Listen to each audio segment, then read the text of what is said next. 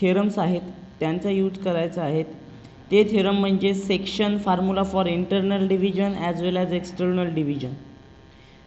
सेक्शनचा अर्थ काय होतो, दोन तुकडे जेव्हा करतो आपण, एखादी वेक्टर क्वांटिटी दिलेली असेल, त्या वेक्टर क्वांटिटीमध्ये जसं ए बी बार हा वेक्टर दिलेला आहे, ए बी बारला पॉईंट आर दोन पॉईंटमध्ये किंवा दोन सेक्शनमध्ये जर डिवाईड करत असेल, इंटरनली म्हणजे आतून जर डिवाईड करत असेल, तर त्याच्यासाठी त्या पॉईंट आरच्या पोझिशन वेक्टर काढण्यासाठी जो थेरम सांगितला आहे तो दिलेला आहे R bar is equals to M B bar plus N A bar upon M plus N, जिथं यम इज टू एन रेशोमध्ये तो डिवाईड केला. हा जो ए बी बार दिसत आहे तुम्हाला, हा A B bar vector M is to N या कशात, एम इज टू एनच्या फॉर्ममध्ये काय केलेलं आहे, त्याला डिवाईड केलेला आहे.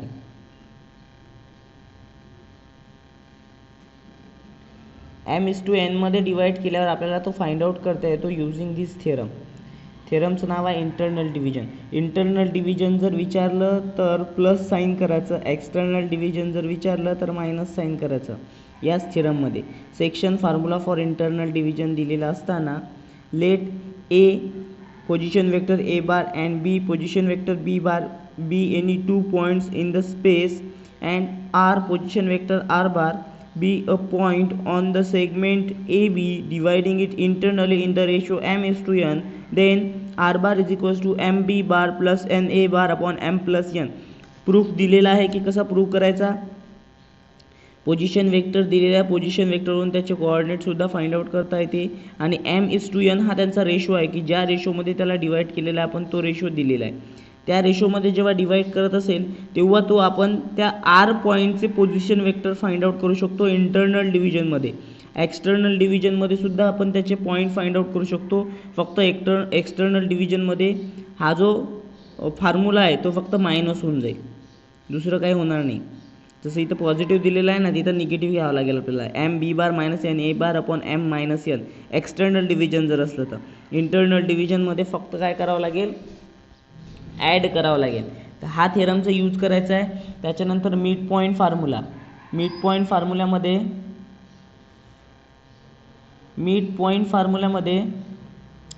फॉर्म्युला तुम्ही कोणत्या चॅप्टरमध्ये पाहिला याच्या अगोदर,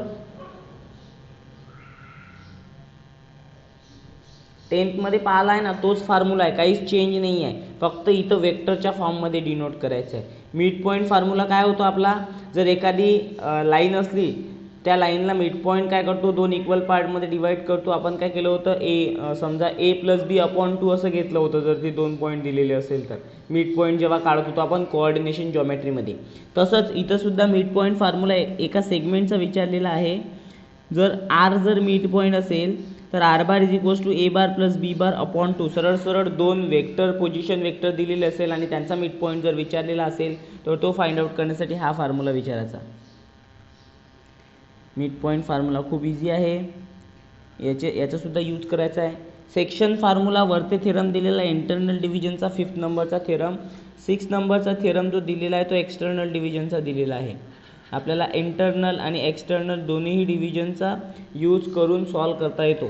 एक्सटर्नल डिव्हिजनमध्ये सांगितलं होतं मायनस यूज करावं लागते. बघा इथं फॉर्म्युला दिलेला आहे, R bar is equals to M B bar minus n A bar upon m minus n चा यूज करावा लागतो. आणि काय मिळते आपल्याला, मग ते एक्सटर्नल डिव्हिजन मिळते. तसं इंटरनल डिव्हिजन आणि एक्सटर्नल डिव्हिजन दोन गोष्टी आहे. मिड पॉईंट फॉर्म्युला आहे. याच्यानंतर सेंट्रॉइड फॉर्म्युला. सेंट्रॉइड आपण पाहिलं होतं कशात, 10th मध्येच पाहिलं होतं कोऑर्डिनेशन जॉमेट्रीमध्ये. तर त्या 10th सेंट्रॉइड जो फॉर्म्युला आहे तोच, फक्त काय येईल इथं पोझिशन वेक्टरचा यूज करावा लागेल. Position vector A bar B bar आणि सी बार. जर इथं या ट्रायंगलमध्ये बघा, एचा ए बार, बीचा बी बार, सीचा सी बार आणि जी बार जर सेंट्रॉइड काढायला सांगितला तर कसं सेंट्रॉइड फाइंड आउट करतो आपण, सरळ जो सेंट्रॉइडचा फॉर्म्युला आहे तो की G bar is equals to A bar plus B bar plus C bar upon 3. यानं आपण सेंट्रॉइडसुद्धा फाइंड आउट करू शकतो. ह्या ज्या 3 नोट्स आहे, या 3 नोट्सचा बेसिसवर आपल्याला क्वेश्चन सॉल्व करायचे आहे सगळे. आणि सेंट्रॉइड सगळ्या साईडला जे दिलेल्या साईडचा ॲल्टिट्यूड आहे त्यांना 2:1 रेशोमध्ये डिवाईड करते, एवढे लक्षात ठेवायचं. याच्यावरचे क्वेश्चन पाहायचे आहेत. तर हे दोन theorem, mid point formula, centroid formula यांच्या बेसिसवर आपली एक्झरसाइज 5.2 सॉल्व होणार आहे. बस एवढ्याच कन्सेप्टवर. तर सेक्शन फॉर्म्युल्यात दोन फॉर्म्युले इंटरनल डिव्हिजनचा. सेक्शन फॉर्म्युला इंटरनल डिव्हिजनसाठी विचारला. इंटरनली डिवाइड होत असेल तर तो कोणत्या ना कोणत्या रेशोमध्ये डिवाइड होत असेल. तो रेशो m:n मध्ये दाखवलेला आहे. m:n मध्ये दाखवला असेल आणि आपल्याला पोझिशन वेक्टर त्या पॉईंटचं काढायचं आहे ज्यानं त्या आपल्या वेक्टरला इंटरनली डिवाइड केला आहे. तर तो काढण्यासाठी r bar is equals to mb bar plus n a bar upon m plus n. तसंच सेक्शन फॉर्म्युला इंटरनल झाल्यानंतर एक्सटर्नल डिव्हिजनचं जर काढायचं असेल तर एक्सटर्नल डिव्हिजनसाठी फॉर्म्युला दिलेला आहे r bar is equals to mb bar minus n a bar upon m minus n. जेव्हा क्वेश्चन सॉल्व करू तेव्हा आणखी चांगल्या प्रकारे समजते. तसाच मिड पॉईंटचा फॉर्म्युला हा वापरायचा आहे r bar is equals to a bar plus b bar upon 2. तसाच सेंट्रॉइडचा फॉर्म्युला हा वापरायचा आहे g bar is equals to a bar plus b bar plus c bar upon 3 या टाईपमध्ये. आणि या सगळ्यांचा यूज करून आपल्याला सॉल्व करायचं आहे दिलेले क्वेश्चन एक्झरसाइज 5.2 मधले. एक्झरसाइज 5.2 मध्ये किती क्वेश्चन आहेत पहिला क्वेश्चन लिहूया आणि सॉल्व करूया, म्हणजे मग तुम्हाला इंटरनल डिव्हिजन एक्सटर्नल डिव्हिजन पूर्ण क्लिअर होते. बघा पहिला क्वेश्चन काय विचारलेला आहे, find the position vector of point R which divides the line joining point P and Q whose position vectors are 2i cap minus j cap plus 3k cap and minus 5i cap plus 2j cap minus 5k cap in the ratio 3:2 internally आणि externally. तर त्या R point question वाचणे सगळ्यात महत्त्वाचा point आहे. Question वाचून त्याच्यातली दिलेली इन्फॉर्मेशन बाहेर काढणे हे ज्याला जमलं त्याचा अर्ध्यापेक्षा जास्त क्वेश्चन तिथंच सॉल्व होऊन जातो. की क्वेश्चन नेमका वाचणे, त्याच्यात दिलेली इन्फॉर्मेशन बाहेर काढणे, दिलेली इन्फॉर्मेशन बाहेर काढून क्वेश्चन सॉल्व करणे, याच्यातच अर्धा क्वेश्चन तिथंच सॉल्व होतो. म्हणून लक्ष ठेवा व्यवस्थित की कसा वाचायचा.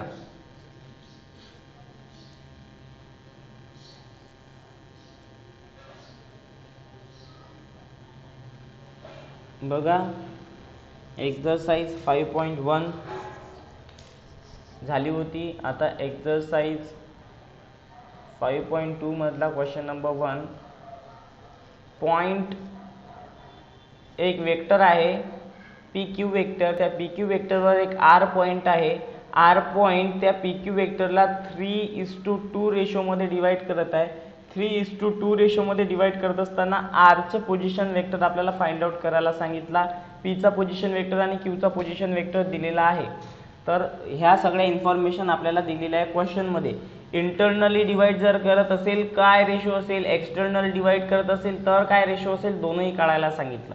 सगळ्यात अगोदर आन्सरमध्ये let the position vector of point P and Q are P bar and Q bar respectively. त्यांचे पोझिशन वेक्टर आपण पी बार आणि क्यू बार कन्सिडर करू. तर पी बार जो दिलेला आहे तो आय जे केच्या फॉर्ममध्ये दिलेला आहे, तर तो लिहून घेऊ. काय दिलेला आहे P bar 2i cap minus J cap आणि plus 3k cap. Q bar काय दिलेला आहे, क्यू बार दिलेला आहे 5i cap minus 5i cap plus 2j cap आणि मायनस 5k कॅप. ओके, दोनही आपल्याला दिलेले आहेत पोझिशन वेक्टर. दोनही पोझिशन वेक्टर दिलेले असताना आर बारचे पोझिशन वेक्टर आपल्याला फाइंड आउट करायचे आहे, दिलेले नाही आहे. याचा पोझिशन वेक्टर पी बार, याचा पोझिशन वेक्टर क्यू बार, याचा पोझिशन वेक्टर आर बार. हा जो इंटरनली डिवाइड केलेला असतो तो म्हणजे ratio m:n is equals to 3:2. ज्या रेशोमध्ये डिवाइड करायला सांगितलं तो रेशो म्हणजे m:n. तर आता फॉर इंटरनल डिव्हिजन पहिले इंटरनल काढू. इंटरनल डिव्हिजनसाठी काय येतो त्याचा पोझिशन वेक्टर, नंतर एक्सटर्नल डिव्हिजनसाठी काढूया. ओके, इंटरनल डिव्हिजनसाठी बघा कसं काढायचं. काय फॉर्म्युला इंटरनल डिव्हिजनसाठी,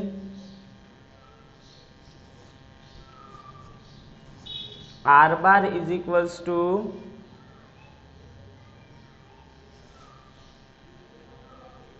काय सांगितला होता फॉर्म्युला इंटरनल डिव्हिजन आणि एक्सटर्नल डिव्हिजन साठीचा?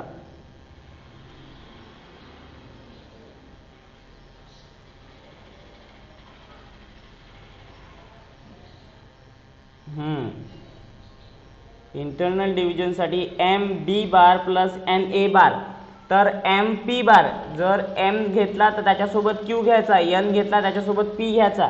म्हणजे पहिला जर घेतला असेल त्याच्यासोबत दुसरा पॉईंट घ्यायचा. कसं बघा, एम जर घेतला तर एम सोबत क्यू घ्यायचा, m Q bar plus N P bar upon मध्ये एम प्लस एन. म्हणजे एम पॉईंट जर घेतला त्याच्यासोबत क्यू, एन पॉईंट जर घेतला त्याच्यासोबत पी. म्हणजे असं करायचं, म्हणजे आर बार काढताना इझी होते. आता इन्फॉर्मेशन लिहून घ्यायची. एमची व्हॅल्यू काय आहे? एमची व्हॅल्यू दिलेली आहे 3.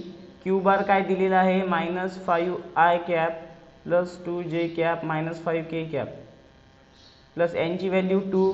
पी बारची value 2i cap -j cap plus 3k cap upon मध्ये एम प्लस एन म्हणजे 3 + 2. याला सॉल्व करायचं. कसं सॉल्व करायचं बघा, r bar is equals to ह्या 3 या पूर्ण ब्रॅकेटला मल्टिप्लाय करा. 3 × -5 -15i cap 3 × 2 = 6j cap -3 5 = 15 cap plus 2 न मल्टिप्लाय करा. 4i cap -2j cap plus 6k cap upon मध्ये 5. आता आय कॅप वाले कॅल्क्युलेट करा, जे कॅप वाले कॅल्क्युलेट करा. जसं -15i आणि +4i किती होतात? -11i. हां, 6j -2j कॅप -15 + 6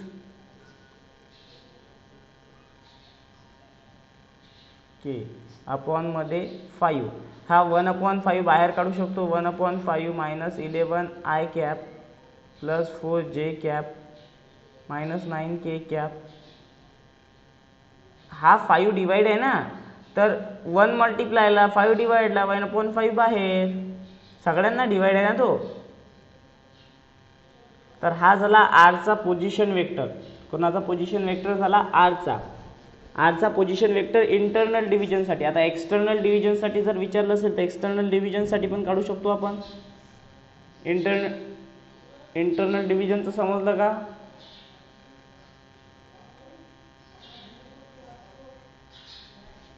बरं, हे इंटरनल डिव्हिजनच्या मध्येच पहा चेंज होते. एक्सटर्नल डिव्हिजन जर विचारलं असेल, हे इंटरनल डिव्हिजनचं काढलं, एवढं समजलं.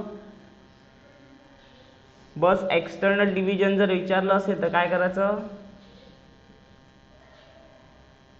इथं मायनस आणि इथं पण मायनस. इथं मायनस जर केलं तर इथं पण मायनस, इथं पण मायनस. हे तर कॅल्क्युलेशन तसंच येईल, फक्त इथलं कॅल्क्युलेशन काय होईल? -4i plus 2j -6k. आणि खाली काय होऊन जाईल? 5च्या ऐवजी 3 - 2 किती होतात? 1. म्हणजे इथं 1 लिहायची गरज नाही. आणि समोरचं कॅल्क्युलेशन थोडं चेंज होईल. कसं चेंज होईल बघा. एक्सटर्नल डिव्हिजनसाठीचं पण इथंच होते की 15 - 15i - 4i किती होतात?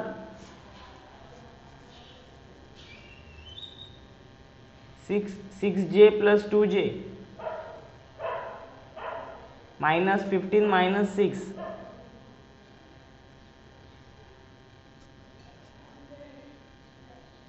आणि अपॉन मध्ये 1 लिहिलं काय नाही लिहिलं काय काही प्रॉब्लेम नाही. हा आर बारचा पोझिशन वेक्टर झालं. एक्सटर्नल डिव्हिजन आणि इंटरनल डिव्हिजन आहे का असं कठीण काही? फक्त व्यवस्थित फॉर्म्युला लक्षात ठेवायचा. एम सोबत क्यू घ्यायचा, एन सोबत पी घ्यायचा. पहिला पोझिशन वेक्टर एम सोबत नाही घ्यायचा, क्यू सोबत घ्यायचा. जर पहिला रेशो जो असतो ना, तो रेशो क्यू सोबत, दुसरा रेशो पी सोबत.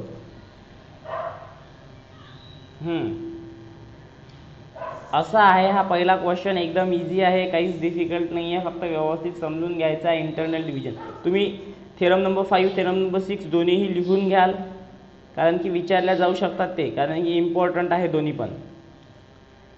आणि आपण थेरमची स्पेशल बॅच घेऊ, ज्यामध्ये फक्त थेरमचा आपण अभ्यास करू की थेरम नेमके प्रूव्ह कसे करायचे. इम्पॉर्टंट. तर ते लिहून घ्याल थेरम. आता याच्यानंतरचा क्वेश्चन नंबर 2 हा समजला का पहिला? ओके. सेकंड वाला पाहूया.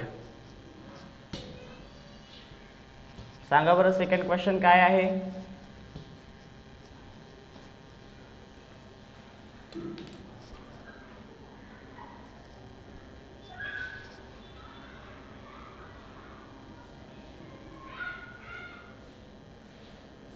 मिड पॉइंट फाइंड आउट करायला सांगितलं. Okay, mid point find out करत असताना जी पोझिशन वेक्टर दिलेली आहे, क्वेश्चन व्यवस्थित वाचायचा. क्वेश्चन जर समजला तर मग तो सॉल्व्ह करता येईल. क्वेश्चनच जर नाही समजला तर सॉल्व्ह करता येणार नाही. कशाचे? मिड पॉइंट एम चे पोझिशन वेक्टर विचारलेले आहेत. आपल्याला पॉइंट एल दिलेला आहे आणि पॉइंट एन दिलेला आहे. एक पॉइंट एल आणि दुसरा पॉइंट एम एन दिलेला आहे आणि एम त्यांचा मिड पॉइंट आहे म्हणते. एल चे पोझिशन वेक्टर दिलेले आहे 7 -6 आणि 12. एन चे दिलेले आहेत 5 4 आणि -2.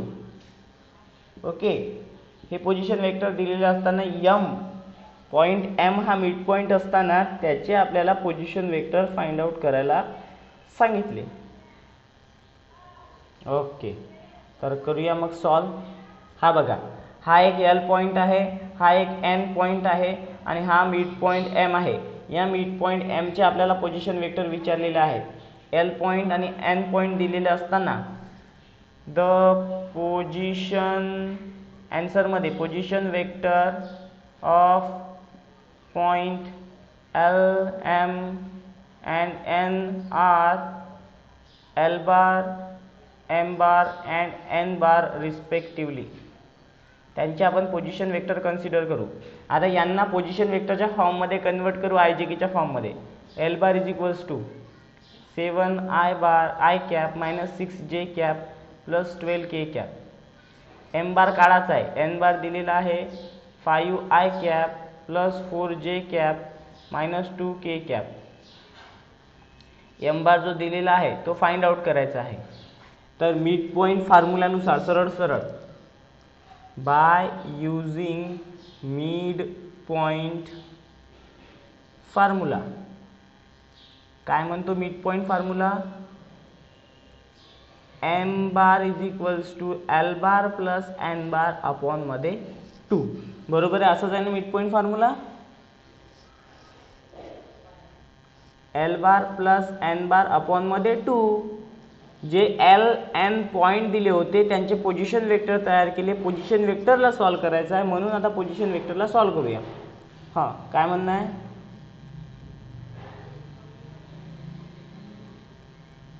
L bar position vector l bar काय दिलेला आहे 7 आय कॅप -6 जे कॅप प्लस 12 के कॅप प्लस मध्ये एन बारची व्हॅल्यू काय दिलेली आहे 5 आय कॅप प्लस 4 जे कॅप -2 के कॅप आणि अपॉन मध्ये 2. याला सॉल्व्ह करूया. M bar is equals to 7 i plus 5 i किती होतात? आय आय आय आय कॅपवाले जवळजवळ 7 आणि 5 12 I cap -6 plus 4 very good -2 जे बार किंवा जे कॅप 12 के -2 के 10 के कॅप अपॉन मध्ये 2. हा 2 प्रत्येकाला डिवाइडला देऊ. 12 आय कॅप अपॉन 2 -2 जे कॅप अपॉन मध्ये 2 प्लस 10 के कॅप अपॉन मध्ये 2. प्रत्येकाला डिवाइड जर केलं तर एम बारची value 6 i cap minus J cap plus 5 cap. हा त्याचा पोझिशन वेक्टर झाला. जर त्याचे कोऑर्डिनेट विचारले, काय विचारले? कोऑर्डिनेट. तो कोऑर्डिनेट कसे करायचे? पॉइंट एम इज 6 -1 आणि 5. हे आय जे केचे जे कोऑर्डिनेट आहे ते आय जे केचे कोऑर्डिनेट लिहून ठेवायचे. हे झाले मिड पॉइंटचे कोऑर्डिनेट. मिड पॉइंटचा पोझिशन वेक्टर विचारला तर हा आणि कोऑर्डिनेट विचारला तर हा. समजलं का?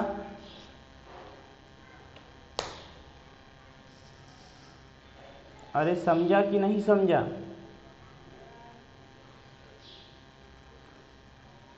हे बघा, जो दिलेला पॉईंट 2 पॉईंट दिले होते आणि त्यांनी असं म्हटलं होतं की एल आणि एनचा एम हा मिड पॉईंट आहे, तर एम हा मिड पॉईंटचे पोझिशन वेक्टर आणि त्याचे कोऑर्डिनेट्स फाइंड आउट करून दाखवा. तर त्यांनी मिड पॉईंट सांगितलं तर सरळ आपल्या डोक्यात आलं पाहिजे की आपल्याला मिड पॉईंट फॉर्म्युला यूज करायचा आहे. मिड पॉईंट फॉर्म्युल्यामध्ये आपण पोझिशन वेक्टरचा यूज करतो, म्हणून जे दिलेले पॉईंट आहे त्यांचे मिड पॉईंट बनवले, काय बनवले आपण, पोझिशन वेक्टर बनवले. एल बार बनवला, एन बार बनवला, आय जे केच्या फॉर्ममध्ये बनवले. हे पॉईंट दिले होते त्यांना आय जे केच्या फॉर्ममध्ये लिहिलं. एम मिड पॉईंट होता तो फाइंड आउट करायचा आहे, त्यासाठी मिड पॉईंट फॉर्म्युला लिहिला, तिथं व्हॅल्यू टाकल्या एल बारच्या एन बारच्या, त्यांना कॅल्क्युलेट केलं. कॅल्क्युलेट केल्यानंतर एम बार मिळाला आणि त्याचे कोऑर्डिनेटसुद्धा मिळाले. अरे याच्या अगोदर आपण फक्त नंबरशी खेळत होतो 10वीपर्यंत कोऑर्डिनेशन जॉमेट्रीमध्ये. इथं काय आहे, पोझिशन वेक्टर आहे, चेंज काहीच नाही झाला. तिथंही मिड पॉईंट फॉर्म्युला होता, इथंही मिड पॉईंट फॉर्म्युला आहे. इथं फक्त पोझिशन वेक्टर आले. तिथं काय होते, तर तिथं आपण नंबर घेत होतो. समजलं का?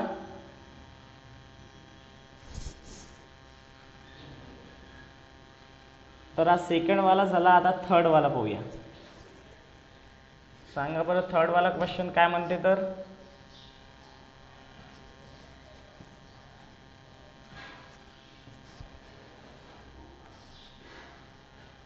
क्वेश्चन नंबर 3 काय म्हणतो.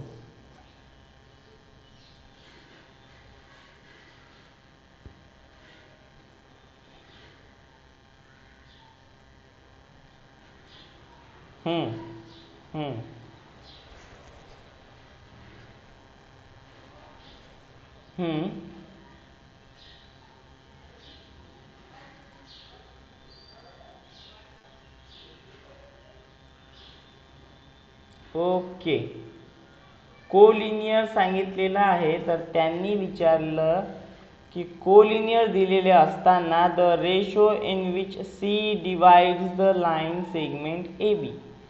सी लाईन सेगमेंट ए बीला कोणत्या पॉईंट म्हणजे कोणत्या रेशोमध्ये डिवाइड करत आहे ते विचारलेलं आहे. बरोबर आहे. त्याच्यानंतर आणखी एक विचारलं आहे त्यांनी सेकंडमध्ये, म्हणजे याच्यात 2 सॉल्व करायचे आहे.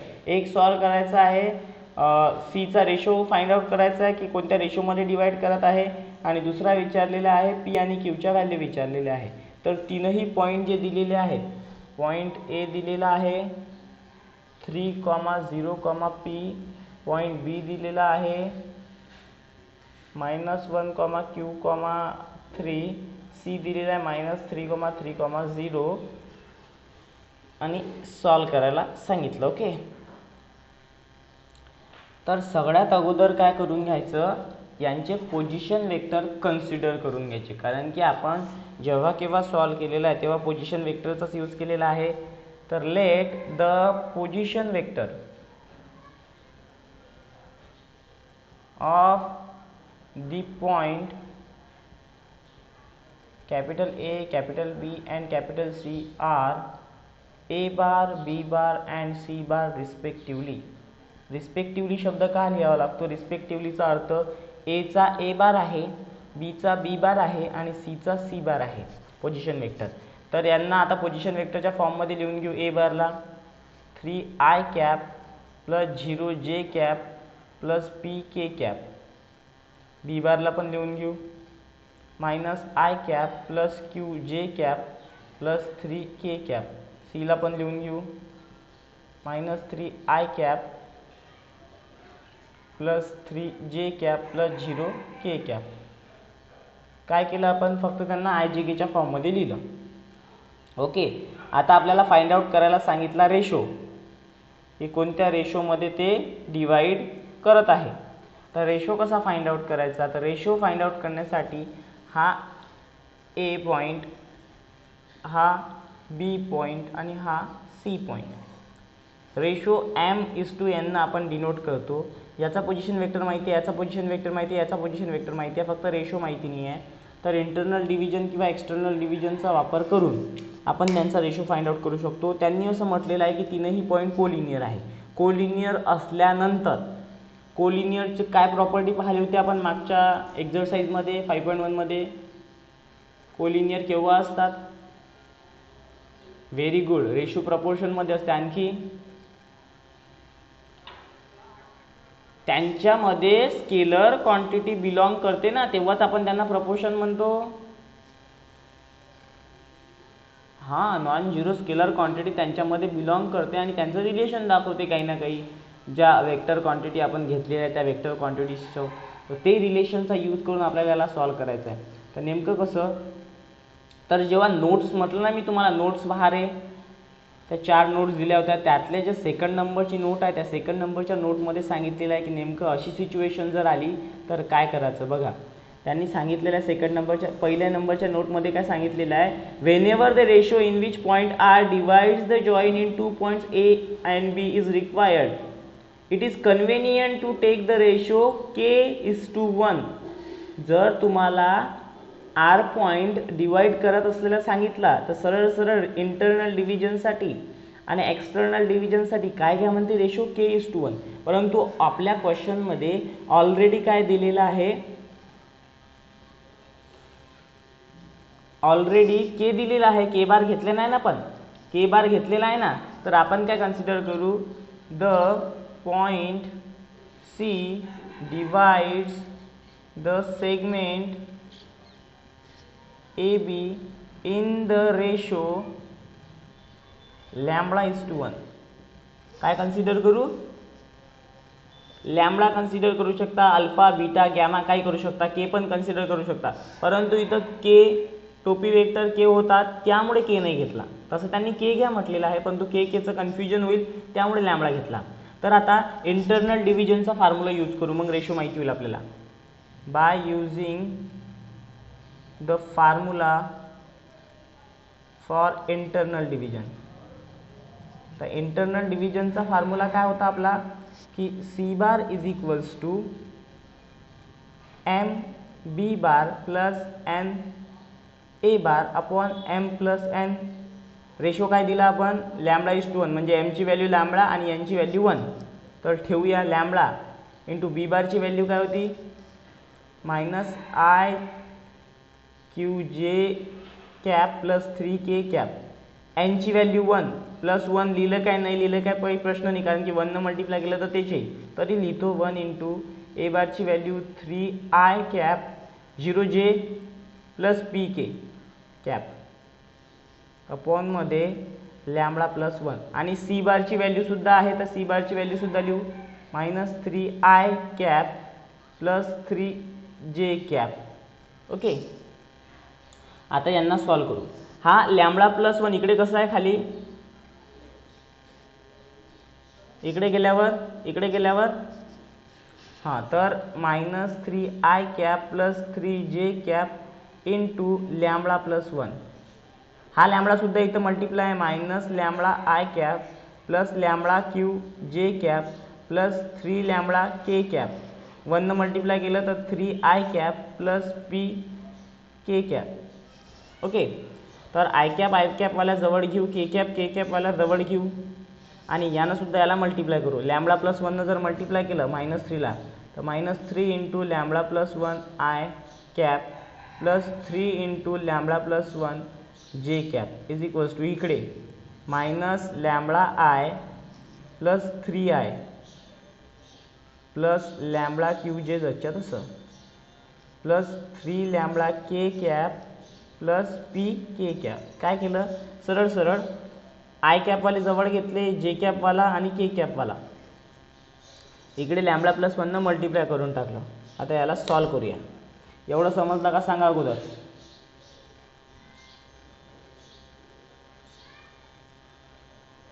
एवढं समजलं का. 3 पॉईंट दिले होते, 3 पॉईंट मधला एक पॉईंट सी बाकीच्या 2 पॉईंटला डिवाइड करत आहे म्हणते, तर तो कोणत्या रेशोमध्ये डिवाइड करत आहे ते आपल्याला फाइंड आउट करायला सांगितलं. 3ही पॉईंटचे कोऑर्डिनेट दिले होते, त्यांचे पोझिशन वेक्टर आपण तयार केले. ते पोझिशन वेक्टर अशा सिच्युएशनमध्ये त्यांनी सांगितलं होतं की रेशो घ्यायचा λ:1 k:1 घ्यायचं असं म्हटलं होतं, तर आपण λ:1 घेतलं. इंटरनल डिव्हिजन म्हटलं त्यांना. इंटरनल डिव्हिजन म्हटल्यावर फॉर्म्युला इंटरनल डिव्हिजनचा घेतला, त्यामध्ये ए बार बी बार सी बारच्या व्हॅल्यू m:n ची जे व्हॅल्यू ते घेतली, ते पुट केली. इथे याला असं कन्सिडर करू शकता म्हणजे कन्फ्युजन होणार नाही. इज इक्वल्स टू m:n म्हणजे एमची व्हॅल्यू लॅम्बडा, एनची व्हॅल्यू 1. तर त्या व्हॅल्यू पुट केल्या. आता कॅल्क्युलेट करत आहोत. आता कॅल्क्युलेट केल्यानंतर सॉल्व होईल. एवढं समजलं का. ओके, समोर पहा मग आता.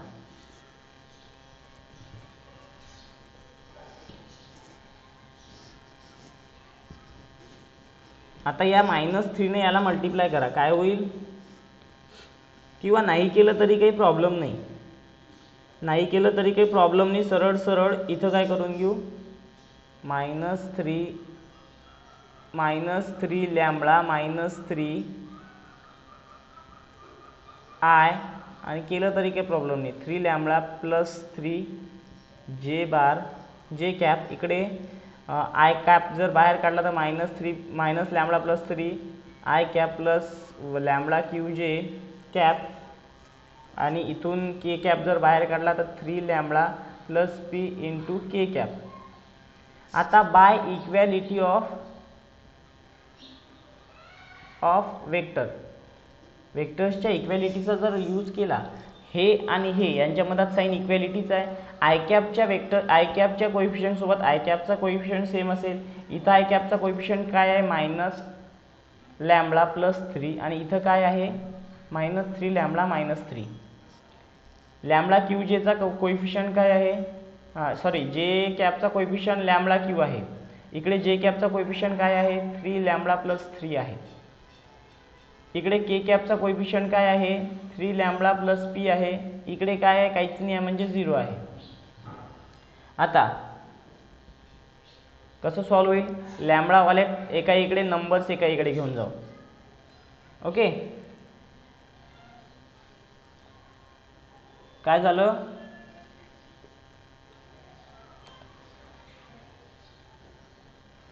या स्टेपमध्ये हे जे दिली होती ना स्टेप, या स्टेपमध्ये काय केलं, -3 मल्टिप्लाय केलं. -3 लॅम्बडा -3 आय कॅप. इथं +3 मल्टिप्लाय केलं. 3 लॅम्बडा प्लस 3 जे कॅप. इथं जे 3 आणि -3 होते त्यांना मल्टिप्लाय केलं. इकडे काय केलं, आय कॅपवाले जवळ घेतले होते, इथून आय कॅप कॉमन काढला, इथून के कॅप कॉमन निघाला. आता इक्वॅलिटी ऑफ मॅट्रायसेसचा जर यूज केला तर आय कॅपवाला सोबत इक्वल आहे, जे कॅपवाला सोबत इक्वल आहे, के कॅप सोबत इक्वल आहे. के कॅपची व्हॅल्यू नव्हती म्हणून 0 कन्सिडर केली, या साईडला नव्हती. आता याला सॉल्व करायचं आहे. कसा, या टोटल टर्मला इकडे घेऊन जाऊ किंवा या टर्मला इकडे आणा, काही केलं तरी चालते. या टर्मला इकडे आणा किंवा या टर्मला इकडे आणा. -λ हे -3 इकडे आल्यावर +3 लॅम्बडा, हे +3, आणि हे -3 इकडे आल्यावर +3 = 0. तर एक काय होता ते 2 लॅम्बडा, आणि हे किती होतात 6 = 0. हे +6 इकडे गेल्यावर 2 लॅम्बडा -6 λ -6/2. लॅम्बडा किती होतात, लॅम्बडाची व्हॅल्यू मिळाली. लॅम्बडाची व्हॅल्यू मिळाल्यानंतर आता ती लॅम्बडाची व्हॅल्यू जर तुम्ही इथं पुट केली, या इथं -3 × q = 3 × -3 + 3 -3q हे किती होतात, -9 + 3 -3q -6 q -6/-3 q मिळाला. सिमिलरली इथं पुट केली लॅम्बडाची value 3 × -3 + p = 0 -9 + p = 0 p = 9. Ratio सुद्धा मिळाला, m:n = λ:1 = -3:1. रेशो -3:1 मिळाला. p ची व्हॅल्यू पण मिळाली, q ची व्हॅल्यू पण मिळाली, म्हणजे दोन्ही क्वेश्चन एकाच ठिकाणी सॉल्व झालेत. आहे तर पोझिशन वेक्टर कन्सिडर करू. Late the position vector of point A and B आणि C सुद्धा A, B and C are. आता स्मॉल ए स्मॉल बी घेतले नाही म्हणून पोझिशन वेक्टर स्मॉल ए आणि स्मॉल बी नका घेऊ, कारण की कन्फ्युजन होईल. आपण करू consider P bar, Q bar and R bar respectively. तर P बारची व्हॅल्यू आपल्याकडे आहे 6A बार + 2B बार. Q बारची व्हॅल्यू दिलेली आहे A बार - 3B बार, आणि R बार फाइंड आउट करायला सांगितलं. तसाच m:n सांगितलं आहे रेशो 3:2 मध्ये. त्यांनी कसं डिवाइड झालेलं आहे सांगितलं आहे का, इंटरनल डिवाइड आहे का एक्सटर्नल डिवाइड आहे. आता इंटरनल डिवाइड पण नाही सांगितलं, एक्सटर्नल डिवाइड पण नाही सांगितलं. पहिल्यांदा इंटरनल डिवाइड करून पाहू. फॉर इंटरनल डिव्हिजन, इंटरनल डिव्हिजनसाठी फॉर्म्युला काय होईल? R bar is equals to M Q bar plus N P bar upon M plus N. Okay, तर एम क्यू बारची व्हॅल्यू काय आहे? A bar minus 3 B bar plus एनची value काय आहे? 2. पी बारची व्हॅल्यू काय आहे? 6 A bar plus 2 B bar upon मध्ये सॉरी एमची व्हॅल्यू लिहिलीच नाही का? 3 प्लस 2. ओके, मग त्याला सॉल्व करूया. काय केलं? इंटरनल डिव्हिजनचा फॉर्म्युला वापरला. R bar is equals to 3 न मल्टिप्लाय केलं 3 a bar minus 9 B bar, 2 न मल्टिप्लाय केलं 6 टू जा 12 ए बार आणि 2 टू जा 4 बी बार अपॉन मध्ये 5. ए बार वाले जवळ जवळ, बी बार वाले जवळ. 3 ए बार प्लस 12 ए बार किती होतात? 15 ए बार मायनस 9 प्लस 4 5 दोघांना डिवाइड आहे. 15 A bar upon 5 minus 5 B bar upon 5. 5 न डिवाइड करा आणि आय थिंक आपल्याला हेच प्रूव्ह करायला सांगितलं होतं. 3 ए बार मायनस बी बार दाखवा म्हणून सी चे position vector. Therefore the position vector of c is 3 a bar minus b bar. झालं सर, म्हणजे इंटरनल डिव्हिजनच आहे ते. म्हणजे आहे काय? इंटरनल डिव्हिजनच आहे. हो बोला. करून पाहायचं, करायचं मायनस नाही ना, करून पाहूया. बरं, एक्सटर्नल डिव्हिजनसाठी होते का पाहूया. पहिले इंटरनल डिव्हिजनचा फॉर्म्युला माहिती आहे म्हणून इंटरनल केला. आता मायनस पाहू, करून पाहू. इथं मायनस येईल आणि इथं सुद्धा मायनस येईल. Okay, 3 minus 2 1. हे काय होईल? मायनस 12. हे काय होईल? मायनस 12 आणि हे काय होईल? मायनस 4. एक्सटर्नल डिव्हिजन जर करून पाहिला तर 3 मायनस 12 किती होतात? मायनस 9 आणि मायनस 4 किती होतात? 13. म्हणजे नाही येत ना मग पाहिलं तर तसं येत आहे का? आपल्याला सी बारचे पोझिशन वेक्टर हे दाखवायला सांगितले, येत नाही आहे म्हणजे एक्सटर्नल डिव्हिजन नाही आहे तिथं, इंटरनल डिव्हिजन आहे म्हणजेच येईल. समजलं का?